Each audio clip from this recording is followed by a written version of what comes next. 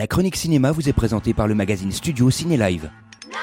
Bonjour à toutes, bonjour à tous, bienvenue dans cette chronique cinéma qui, je l'espère, chaque semaine, vous donne envie de sortir et d'aller au cinéma. Allez, sans perdre un instant, voici les films qui ont été sélectionnés pour vous cette semaine, avant la réponse à la citation de la semaine passée.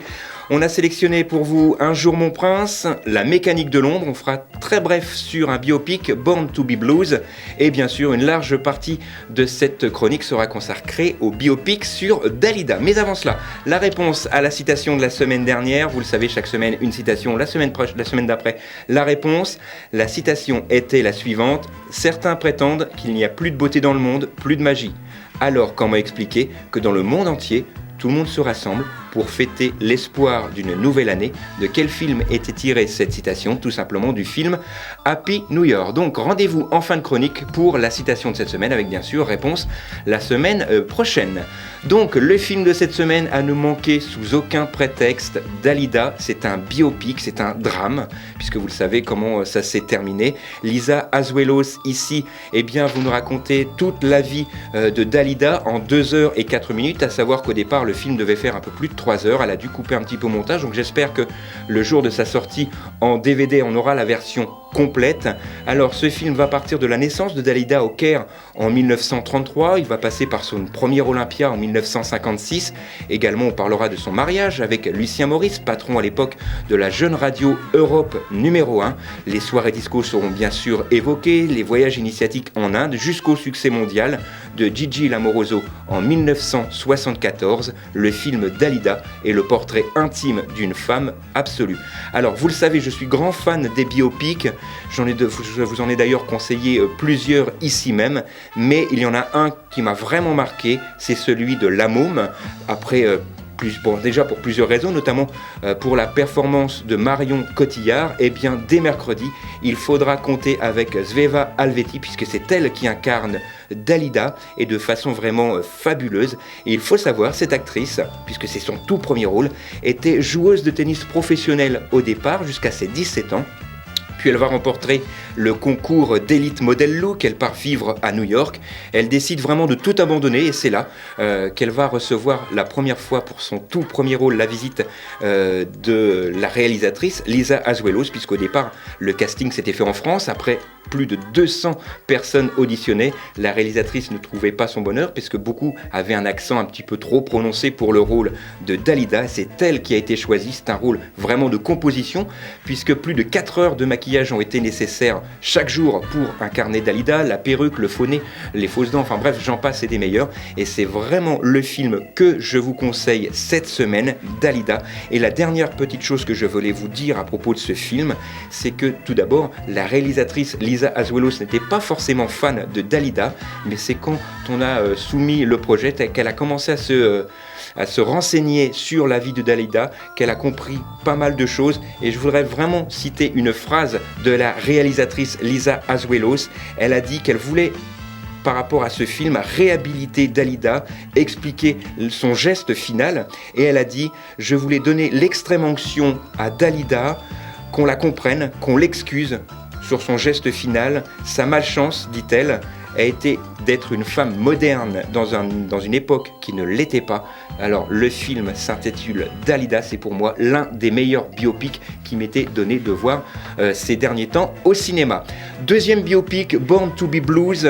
Alors je vous donne rendez-vous dans votre cinéma habituel, bien tout simplement pour voir ce film, pour voir s'il est à l'affiche, puisqu'il y a très très peu de copies de ce film, malheureusement. C'est un biopic sur un grand joueur de jazz, je vous laisse le découvrir. Et mon coup de cœur de cette semaine, c'est La mécanique de l'ombre, 1h33. C'est un thriller avec notamment François Cluzet, Denis Podalides ou encore notamment Sami Bouadjila. Ce film incarne, ici, dans ce film, François Cluzet va incarner Duval. Après un burn-out de près de 2 ans, il est toujours au chômage. Il va être contacté par un énigmatique personnage qui va lui proposer un travail simple et bien rémunéré, celui de retranscrire des écoutes téléphoniques, et aux abois financièrement, bien évidemment, vous le savez, il va accepter cet emploi. Alors ce film est intéressant à plus d'un titre, tout d'abord parce que le réalisateur s'inspire librement de différentes crises qui ont eu lieu en France, France ces 30 dernières années, comme par exemple la prise d'otages au Liban dans les années 80, les carnets de Takidine ou encore plus globalement le soupçon d'instrumentalisation des services secrets à des fins politiques. Ce film va rassembler tout ça dans 1h33 minutes et encore une fois, ici François Cluzet nous prouve qu'il est un excellent acteur puisqu'il arrive à faire retranscrire la part d'ombre du personnage tout en le rendant attachant. Le film La mécanique du cœur sort cette semaine et bien sûr, c'est mon coup de cœur de la semaine. Plus brièvement, une comédie, 1h22 minutes avec Un jour mon prince.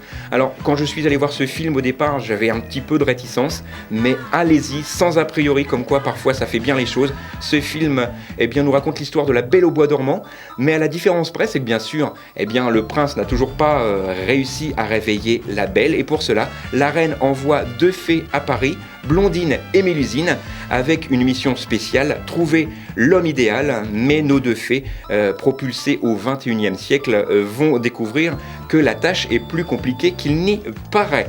Donc il me reste quelques secondes pour vous parler du festival Télérama, mais on en parlera un petit peu plus la semaine prochaine, puisqu'effectivement cette semaine, je vous l'ai dit, on a parlé brièvement de plein de films, on a parlé surtout du film biopic sur Dalida, mais on a le temps puisque le festival Télérama aura lieu du 18 au 24 janvier, 3,50€ la séance, avec des films comme celui de Paul Verhoeven avec Isabelle Huppert, Elle, Café Society de Woody Allen, Moi, Daniel Blake de Ken Loach, vraiment beaucoup de films à l'affiche pour 3,50€ seulement, donc ça vaut vraiment le coup. Et les dernières 44 secondes qu'il me reste, je vais vous les consacrer à la citation de cette semaine, avec bien sûr la réponse la semaine prochaine.